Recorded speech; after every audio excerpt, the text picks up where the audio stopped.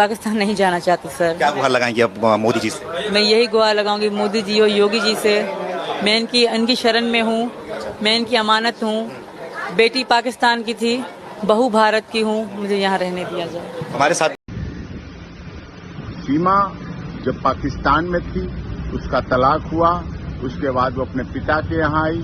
पिता की मौत के बाद सचिन से दोस्ती हुई। सचिन से दोस्ती के बाद उसने इस पाकिस्तान में रहते हुए सनातन धर्म ग्रहण किया। फिर नेपाल आई, नेपाल में सनातन धर्म के अनुसार विवाह किया। विवाह के बाद फिर पाकिस्तान गई, बच्चों को लेके नेपाल के रास्ते भारत आई।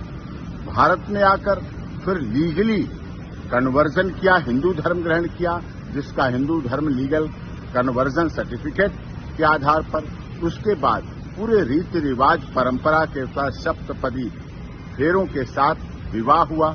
दूसरे वर्ष में जब उसने प्रवेश किया, विवाह के बाद से गर्भधारण हुआ भारत में। गर्भाधान के बाद बेटी का जन्म हुआ, जिसका सब देश की दुनिया की सहमति से भारती मीना नाम रखा गया। एलियस उसका घर में नाम रखा गया मीरा रह गई। अब इसके बाद सारी प्रक्रिया एटीएस लगातार पहले से अब में और कर रही। एटीएस जांच एजेंसी सारी कर रही है। पुलिस की निगरानी अब भी पहले भी शुरू से अब तक है। उत्तर प्रदेश पुलिस माननीय न्यायालय के आदेश पर सीमा सचिन मीना के घर, अपने पति के घर ससुराल में रह रही है, जो कि भारत में जन्म लिया, भारत का रहने वाला भारतीय है। देश के महामहिम राष्ट्रपति जी के यहाँ उसकी याचिका लंबित है। सारे ओरिजिनल डॉक्यूमेंट जो पाकिस्तान से लाई थी सब सीमा के एटीएस के पास हैं, जांच कर रही है।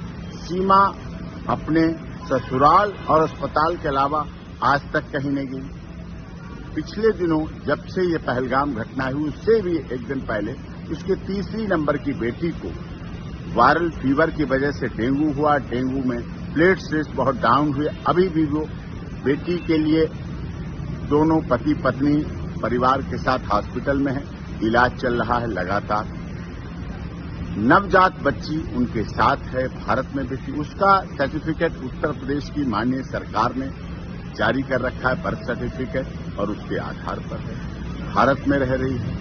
उससे इसने पहलगाम की घटना, जो दुखद घटना है, उससे इसका जोड़ना बिल्कुल गलत है। जो लोग आलोचनावश ऐसा जोड़ रहे हैं, उसकी स्थिति को देखें। भारत की अब बहू है, मीना समाज की सम्मान है और रघुपुरा में रह रही है। देश की सरकार का, माननीय उत्तर प्रदेश की योगी आदित्यनाथ जी की सरकार का, केंद्र सरकार का सदैव उसने पालन किया है।